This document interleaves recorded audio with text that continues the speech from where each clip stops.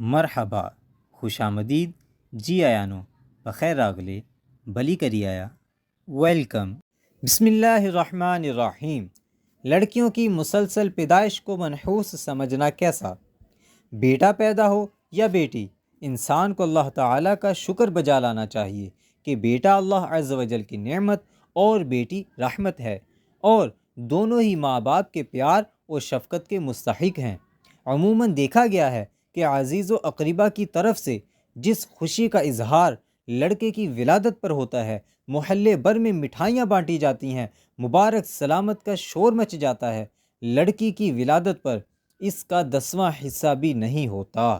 دنیاوی طور پر لڑکیوں سے والدین اور خاندان کو بظاہر کوئی فائدہ حاصل نہیں ہوتا، بلکہ ان کی شادی کے کثیر اخراجات کا بار باپ کے کندھوں پر آن پڑتا ہے۔ شاید اسی لیے بعض نادان بیٹیوں کی ولادت ہونے پر ناک چڑھاتے یعنی ناپسندیدگی کا اظہار کرتے ہیں، اور بچی کی امی کو طرح طرح کے طعنے دیے جاتے ہیں، طلاق کی دھمکیاں دی جاتی ہیں، بلکہ مسلسل پے در پہ اوپر تلے بیٹیاں ہونے کی صورت میں اس دھمکی کو عملی تعبیر بھی دے دی جاتی ہے، والعیاذ باللہ۔ اس پر یہ ظلم بھی ہوتا ہے کہ بیٹیوں کو ہی منحوس قرار دے دیا جاتا ہے۔ اس وہم کی بھی شرعاً کوئی حیثیت نہیں۔ اعلیٰ حضرت امام اہل سنت مجدد دین و ملت مولانا شاہ امام احمد رضا خان علیہ رحمۃ الرحمن سے سوال کیا گیا، کیا فرماتے ہیں علماء دین اس مسئلہ میں کہ زید کی تیسری لڑکی ہوئی؟ اس دن سے زید نہایت پریشان ہے۔ اکثر لوگ کہتے ہیں کہ تیسری لڑکی اچھی نہیں ہوتی اور تیسرا لڑکا نصیب وار اور اچھا ہوتا ہے۔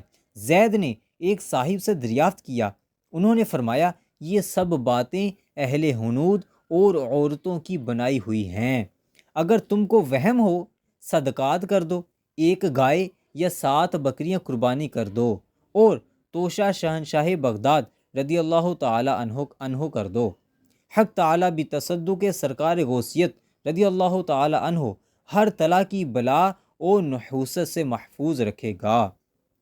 امام اہل سنت اعلیٰ حضرت رحمۃ اللہ تعالی علیہ نے جواب دیا، یہ محض باطل اور زنانے اوہام یعنی وہم اور ہندوانہ خیالات شیطانیہ ہیں، ان کی پیروی حرام ہے۔ تصدق یعنی صدقہ کرنا اور توشہ سرکار عبد قرار یعنی غوث اعظم رضی اللہ تعالی عنہ کے نام پر صدقہ کرنا بہت اچھی چیز ہے، مگر اس نیت سے کہ اس کی نحوست دفع ہو جائز نہیں، اس نیت سے کہ اس میں اس کی نحوست مان لینا ہوا اور شیطان کا ڈالا ہوا وہم تسلیم کر لینا ہوا، والعیاذ باللہ۔ اعلیٰ حضرت رحمۃ اللہ تعالی علیہ کچھ لائنوں کے بعد لکھتے ہیں، یہ توشہ کہ انہوں نے بتایا ہے نہایت مفید چیز ہے، فائدہ مند چیز ہے، اور حاجتیں بر لانے یعنی پوری کرنے کے لیے مجرب یعنی تجربہ شدہ ہے۔ صلو علی الحبیب صلی اللہ تعالی علی محمد صلی اللہ علیہ وآلہ وسلم۔ بیٹیوں کی پرورش کے فضائل۔ بیٹیوں کی پیدائش پر دل چھوٹا کرنے والے اسلامی بھائیوں کو چاہیے کہ درج ذیل فرامین مصطفیٰ صلی اللہ تعالی علیہ وآلہ وسلم کو بار بار پڑھیں، جن میں بیٹی کی پرورش پر مختلف بشارتوں یعنی خوشخبریوں سے نوازا گیا ہے۔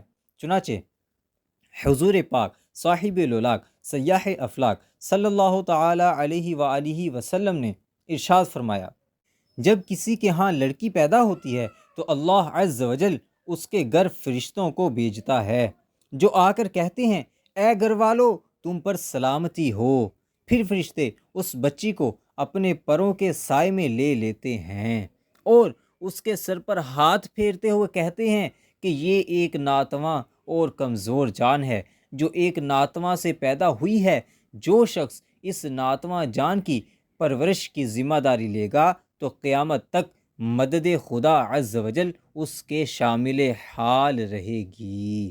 فرمان مصطفیٰ صلی اللہ تعالی علیہ وآلہ وسلم، بیٹیوں کو برا مت کہو، میں بھی بیٹیوں والا ہوں، بے شک بیٹیاں تو بہت محبت کرنے والیاں، غمگسار اور بہت زیادہ مہربان ہوتی ہیں۔ فرمان مصطفیٰ صلی اللہ تعالیٰ علیہ وآلہ وسلم، جس کے ہاں بیٹی پیدا ہو اور وہ اسے ایذا نہ دے اور نہ ہی برا جانے اور نہ بیٹے کو بیٹی پر فضیلت دے، تو اللہ عز و جل اس شخص کو جنت میں داخل فرمائے گا۔ فرمان مصطفیٰ صلی اللہ تعالیٰ علیہ وآلہ وسلم نمبر 4، جس کی 3 بیٹیاں ہوں وہ ان کا خیال رکھے، ان کو اچھی رہائش دے، ان کی کفالت کرے تو اس کے لیے جنت واجب ہو جاتی ہے۔ عرض کی گئی اور 2 ہوں تو؟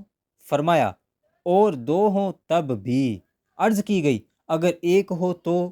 فرمایا اگر 1 ہو تو بھی۔ فرمان مصطفیٰ صلی اللہ تعالیٰ علیہ وآلہ وسلم نمبر 5، جس شخص پر بیٹیوں کی پرورش کا بار پڑ جائے اور وہ ان کے ساتھ حسن سلوک کرے تو یہ بیٹیاں اس کے لیے جہنم سے روک بن جائیں گی۔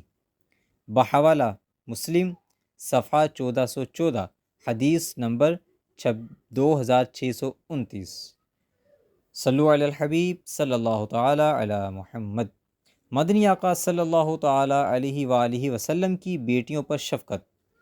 حضرت سیداتنا فاطمہ رضی اللہ تعالی عنہا جب اپنے والد بزرگوار مدینہ کے تاجدار صلی اللہ تعالی علیہ وآلہ وسلم کی خدمت اقدس میں حاضر ہوتیں تو آپ صلی اللہ تعالی علیہ وآلہ وسلم کھڑے ہو جاتے، ان کی طرف متوجہ ہو جاتے، پھر ان کا ہاتھ اپنے ہاتھ میں لے لیتے، اسے بوسہ دیتے، پھر ان کو اپنے بیٹھنے کی جگہ پر بٹھاتے۔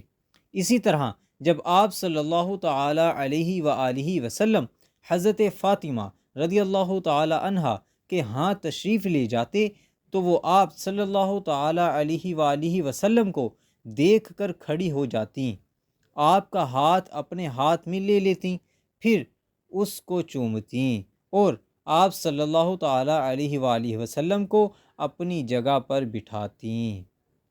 حضرت سیداتنا زینب رضی اللہ تعالی عنہا رسول اکرم نور مجسم صلی اللہ تعالی علیہ وآلہ وسلم کی سب سے بڑی شہزادی ہیں، جو اعلان نبوت سے 10 سال قبل یعنی پہلے مکہ مکرمہ زادہ اللہ شرفا و تعظیما میں پیدا ہوئیں۔ جنگ بدر کے بعد حضور پر نور شافع یوم النشور صلی اللہ تعالی علیہ وآلہ وسلم نے ان کو مکہ سے مدینہ بلا لیا۔